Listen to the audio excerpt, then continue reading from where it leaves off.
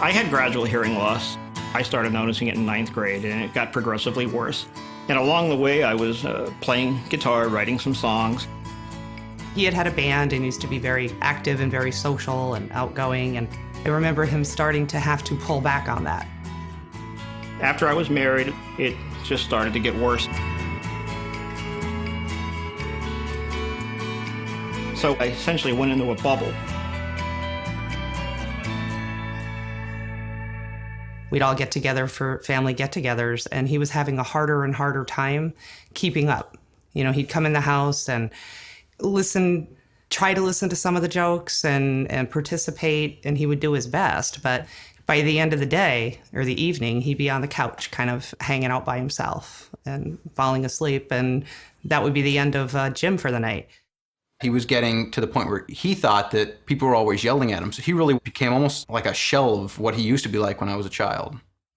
Me and my dad used to talk about everything. And in the past 5 years, there's been communication, but especially the last year, it's been really, really hard. I feel like my dad went from being this really like outgoing, bubbly person to this person who he thought people would think he was dumb almost for not being able to hear. And he said that to me many times. You know, people looked down at him, people would talk to him a certain way, and that would just almost degrade who he was. So his self-esteem went from being very high to barely there at all. About a month before I was evaluated for the implant, I probably hit the lowest point.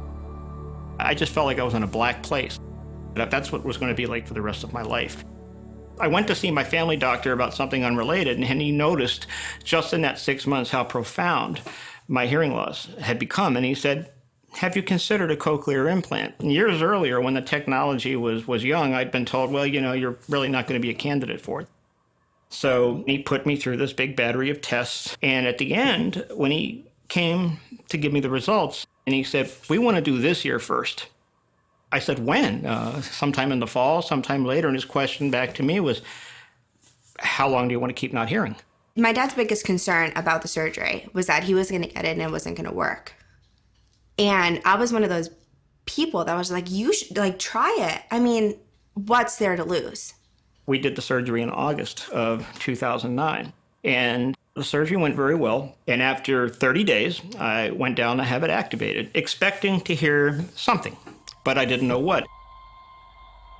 And she turned it on, and I heard my wife talking clearly. I heard somebody in the hall walking, and I could hear their high heels on the floor.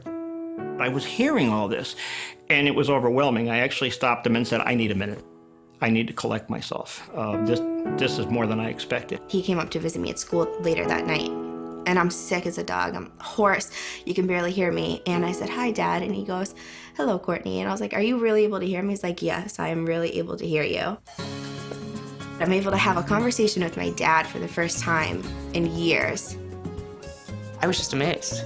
You know, it was wonderful that you could talk to him. I mean, it wasn't perfect yet. It wasn't as good as it is now, but you could have a conversation with him, and you could see him light up.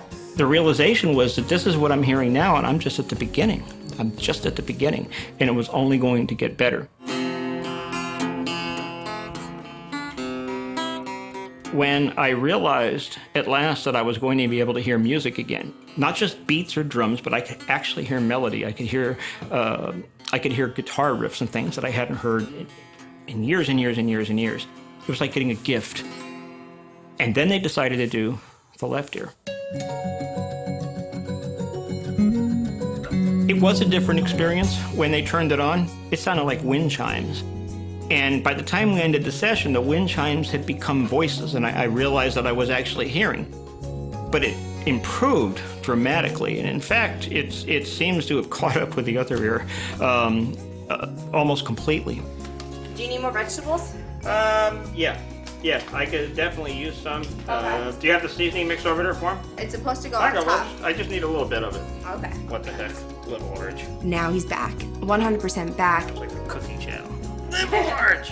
I've never seen him in my whole entire life be more energetic, more friendly than he is right now. If I don't send this tomato flying somewhere, it'd be nothing short of a miracle. Wow. It has taken me out of the bubble world that I was in and it's put me back in the middle of everything. What really excites me right now is that I've gone back to music. I don't know where I'll go with all this, but the fact is, it was a closed chapter that's open again, and being able to play some music again, being able to write music again is something that I never, ever envisioned happening again, and yet here it is. Falling, yes, I am falling, and she keeps calling me back again. It's almost like a rebirth. It's like seeing him again in his 50s as he was when he was 17, 18 years old. Be back again.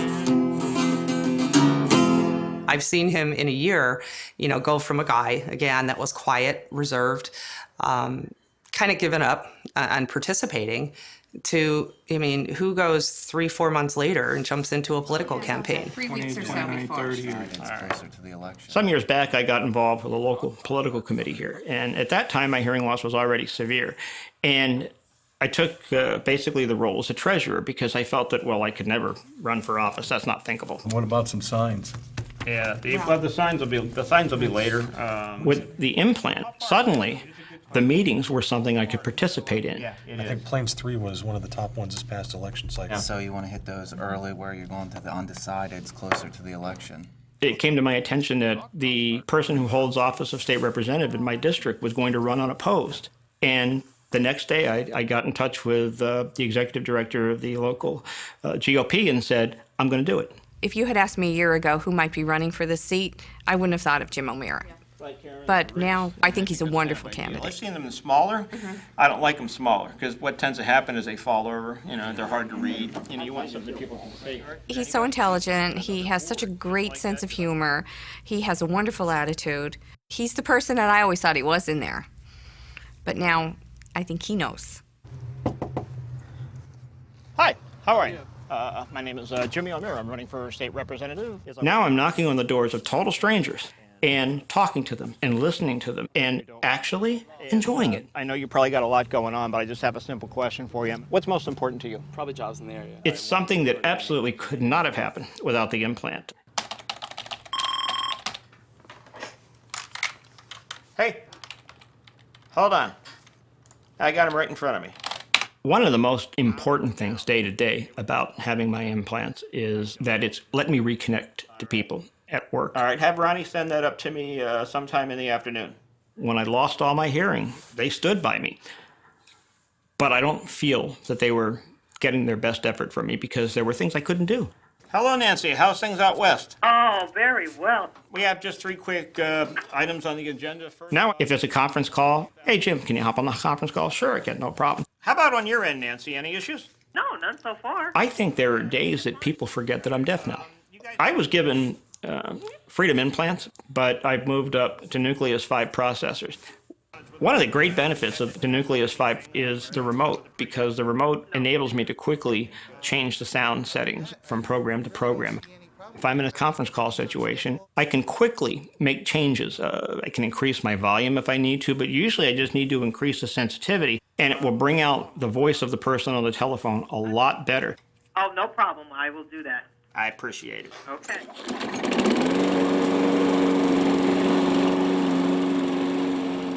I do a lot of yard work. It's one of my great joys. And I love the fact that when I'm wearing a Nucleus 5, that I don't have to think about, am I perspiring too much? If it's raining a little bit, am I going to damage the processor? It's water resistant. I just keep doing what I'm doing. What I find exciting about Cochlear's technology is it's backward compatible, which means that their technology is going to follow me all through my life. As long as I'm walking around, they're going to roll out technology that's going to be compatible with my implants, and you can't put a price tag on that. There we go. Those 2 friendly little beeps, and I know I hear. When a company takes that kind of step to say, we're going to make sure that 25 years from now that we're taking care of you, that's a company I want to take care of me. Not just for today's technology or next week's technology, but for the rest of our lives. I'm waiting to try the coast. Being able to communicate with my family easily, it's an absolute miracle. Where's your mother? He hears everything. It's really brought our whole entire family together. I've taken a situation that looked hopeless, and suddenly, with a little surgery, a little mapping, and a flip of the switch, I'm re-engaged with people. When I think of my future now, I don't have uncertainty when it comes to whether I'm going to hear again. I don't worry anymore about whether I'm going to have to go back into a bubble. My implants are going to be with me, and the technology is going to be with me, and that means that for the rest of my life, I'm going to hear.